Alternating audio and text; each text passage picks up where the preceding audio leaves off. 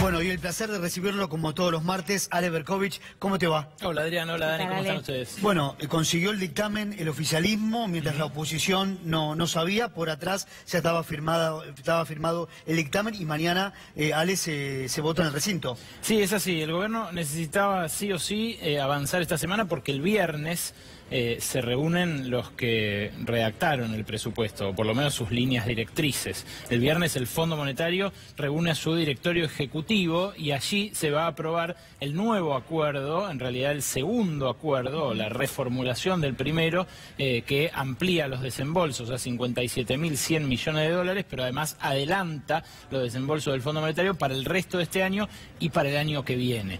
Para esa reunión el gobierno quería llegar con la media sanción que presumiblemente mañana va a ocurrir con un puñado de votos de opositores, que ya no sé si llamar así, porque efectivamente lo que van a hacer es facilitar esa media sanción para que el Fondo Monetario evalúe positivamente la marcha del ajuste en la Argentina. Ayer hubo un indicio de lo que puede llegar a ser este presupuesto del año que viene, porque el ministro de Hacienda, Nicolás Dujovne, dio a conocer los números de los primeros 9 meses del año, los números fiscales de los primeros 9 meses del año. Y ahí lo que se vio es que con una inflación acumulada del 34% a septiembre, solamente en 9 meses, 34% de inflación, el único rubro, la única partida que crece por encima de eso, y muy por encima de eso, es la deuda pública, los pagos de intereses de la deuda pública, que crecieron 55% en ese lapso. Y eso nos lleva a una de las cosas que ustedes conversaban recién con el diputado Kicillof, respecto de cuánto se ajusta y cuánto no.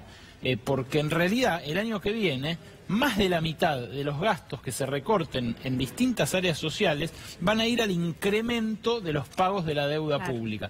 Ya el año que viene, según este presupuesto que acaba de avalar parte de la oposición y que obtuvo dictamen favorable para ser tratado mañana en diputados, ya en 2019 el presupuesto para intereses de la deuda es el segundo más importante del presupuesto, o sea, es el más grande después de jubilaciones y pensiones, que históricamente es el más grande de todos los presupuestos del mundo, pero especialmente del argentino, que tiene una red previsional bastante amplia.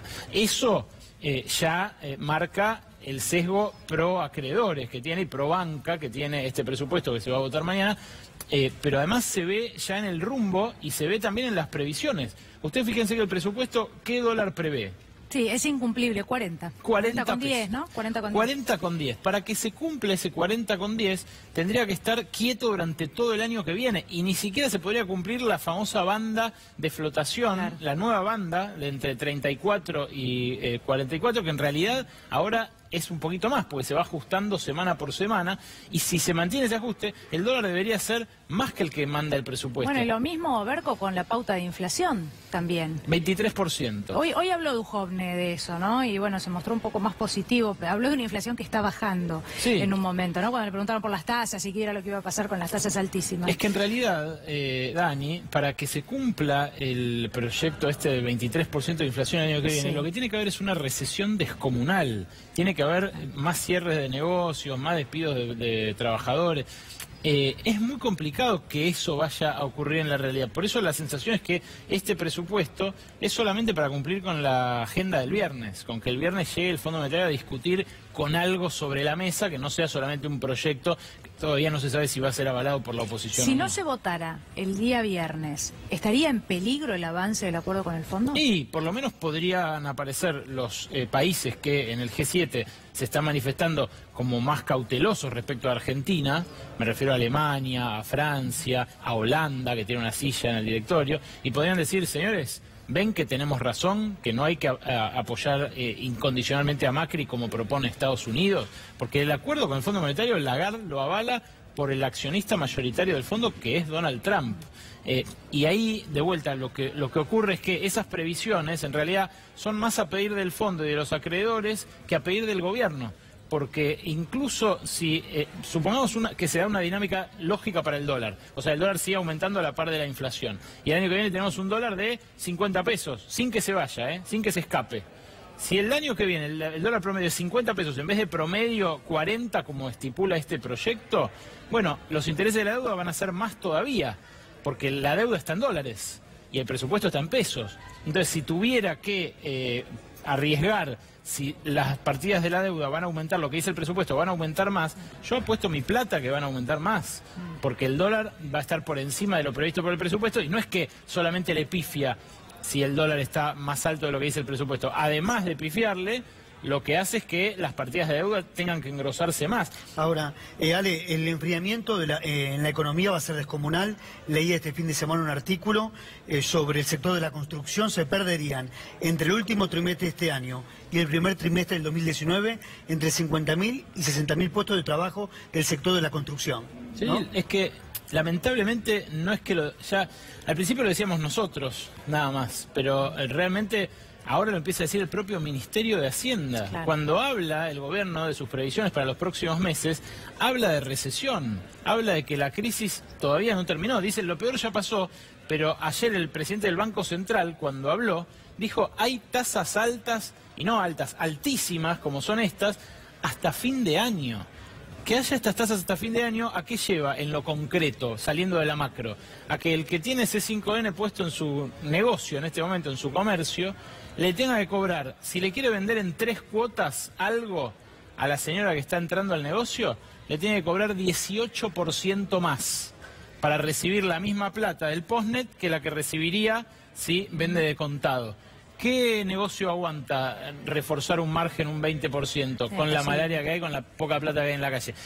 Esa es la inconsistencia madre que tiene el presupuesto, y eso es lo que empieza a manifestarse en las cuentas macro, si bien se equilibran en los papeles, porque en los papeles, ¿qué aparece? Hay menos déficit primario, hay déficit financiero total, porque lo que se ahorra va al pago de intereses de la deuda, y esos intereses de la deuda son de la deuda contraída. Vale, algunos van a rechazar el presupuesto, como el Frente para la Victoria, la izquierda, sí, pero por ejemplo el masismo se va a abstener. ¿Ahí hay qué diferencia hay? Mira, la verdad, la apuesta inicial que había hecho el masismo era a una votación en particular, o sea, a que se pudiera votar a favor en general y después en particular poner en aprietos al gobierno en los artículos más polémicos. Pero eso parece que no va a ocurrir ahora, porque la negociación para este dictamen incluyó que se vote todo en paquete cerrado. La verdad, más que si hay o no presupuesto, me parece la discusión ya a un año de las elecciones está puesta en cuál es el plan económico. Si el plan económico es así de recesivo para llegar a las elecciones, es porque el gobierno confía en que nada va a prosperar como alternativa opositora a este plan. De vuelta, me parece que la dinámica que presenta el mismo Ministerio de Hacienda es una dinámica muy complicada para la calle. Para la plata que va a haber en la calle de acá a las elecciones de octubre, ¿no? El ajuste no es lo que estamos viviendo ahora, es lo que se viene para el año próximo, y la pregunta es si todos los sectores lo van a poder soportar, ¿no? Esta noche, brotes verdes, como siempre. Sí, mira, esta noche en brotes verdes vamos a tener algo sintomático de esto, porque en pleno ajuste hay funcionarios, me da vergüenza decirlo, hay funcionarios que se subieron el sueldo más del 100% en septiembre, ahora, para compensar la última devaluación. Te vamos a mostrar quiénes son. Hay uno que tenemos el recibo de sueldo, se aumentó el sueldo 55% y otro más del 100%. Importantes funcionarios, gente que gana 300, 400 mil pesos por mes. Me parece que ahí también se juega un poco el presupuesto, en si el ajuste tiene ejemplos como estos, bueno, ¿cómo hacérselo tolerable a la gente? A un estatal que perdió 25% de su poder adquisitivo solamente en los últimos 2 años. Y también viene Raúl Zaffaroni, ex juez de la Corte Suprema de Justicia, esta noche, y un invitado que va a pasar un ratito nada más, pero que es un hombre que le habla al oído a los inversores de Wall Street. Nos va a contar por qué ya nadie le cree allá al presidente Macri. Gracias, Ale. Volvemos.